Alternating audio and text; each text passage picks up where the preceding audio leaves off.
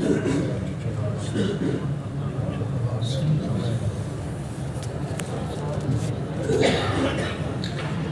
اللہ الرحمن الرحیم۔ اساتذہ کرام موجود ہیں اور آپ تمام حضرات اہل علم ہیں، تو نصیحت کا موقع نہیں ہے، بس ایک دو باتیں اپنی سعادت سمجھتے ہوئے اساتذہ کے زیر سایہ عرض کرنے کی جسارت کروں گا۔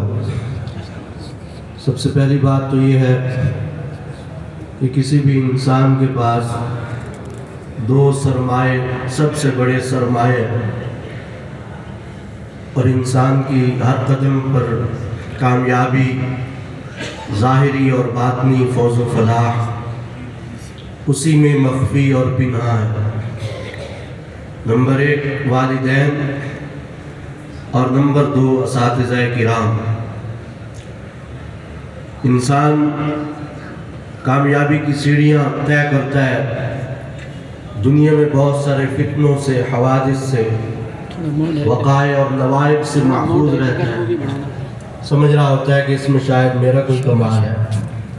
در حقیقت فضل باری تعالیٰ کے بعد یہ دو قیمتی سرمایے ایسے ہیں جن کی توجہات ہی انسان کی حفاظت، وقایت اور سیانت کا باعث ہوتے ہیں۔ دوسری بات یہ ہے کہ ایک ہمارے ہاں عام طور پر، یہ آپ سے اس لیے گزارش کر رہا ہوں کہ ہم عامت الناس کا اس حوالے سے ذہن بنا سکیں، ورنہ یہ آپ کے لیے نصیحت نہیں ہے، صاف ظاہر ہے کہ آپ بڑے حضرات ہیں۔ نبی کریم صلی اللہ تعالی علیہ وسلم کا ارشاد جامع ترمذی میں موجود ہے۔ صحابہ کرام رضوان اللہ علیہ مجمعین میں سے حضرت علی المرتضیٰ رضی اللہ تعالی عنہ کا بہت اونچا مقام ہے۔ آپ السابقون الاولون میں سے ہیں، 10 مبشرہ میں سے ہیں، بدریین میں سے ہیں، مہاجرین میں سے ہیں، دیگر عظمتیں ہیں۔ ان میں ایک صفت آپ کی قضاء کی صفت ہے، اقضاہم علی۔ رسول اللہ صلی اللہ علیہ وسلم نے انہیں نصیحت فرمائی۔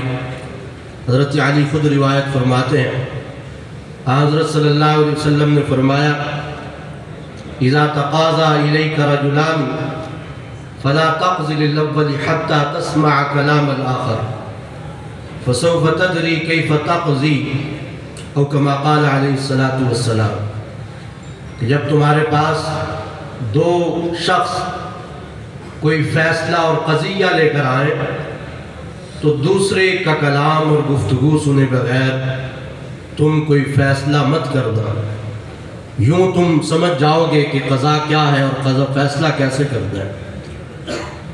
جناب علی المرتضیٰ رضی اللہ تعالی عنہ عن جمیع صحابہ فرماتے ہیں، فما زلت قاضیا بعد، اس کے بعد مسلسل میں اسی اصول پر فیصلے کرتا رہا۔ تو یہ جو ضابطہ ہے کہ فریقین کی گفتگو سنے بغیر کوئی رائے قائم نہیں کرنا، اس کا تعلق مختلف معاملات کے ساتھ ہے۔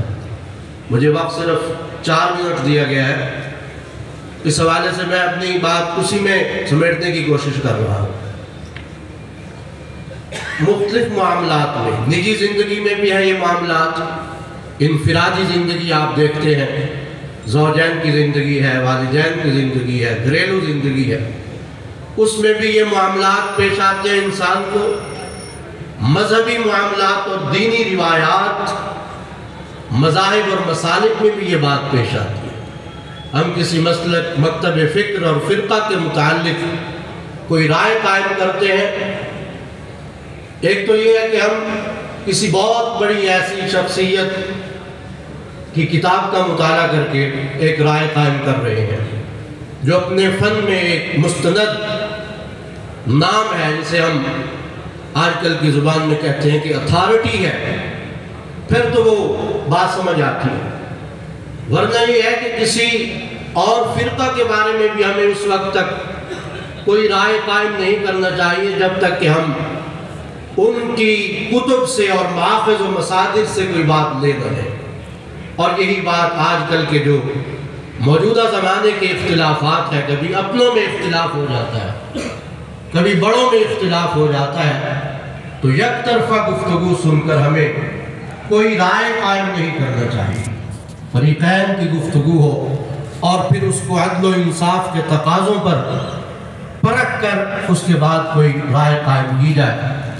اور آخری بات یہ ہے جو مولانا جنید طاہر فرما رہے تھے کہ خیر الناس من ینفع الناس، ہر لحاظ سے تعلیم، تبلیغ، دینی کورسز، اور آج کل فتنوں کے زمانے میں رافضیت، بدعت کے بعد جو نئے فتنے ہیں، یزیدیت کا فتنہ اس میں اور ناصبیت کا سر فہرست سر اٹھا رہا ہے۔ اور اسی طرح انجینئر محمد علی مرزا جیسے لوگ جو دین کی بنیادیں ہلانے کی کوشش کر رہے ہیں، اس حوالے سے ہمیں اپنا مثبت کردار ادا کرنا چاہیے۔ السلام علیکم ورحمۃ اللہ وبرکاتہ۔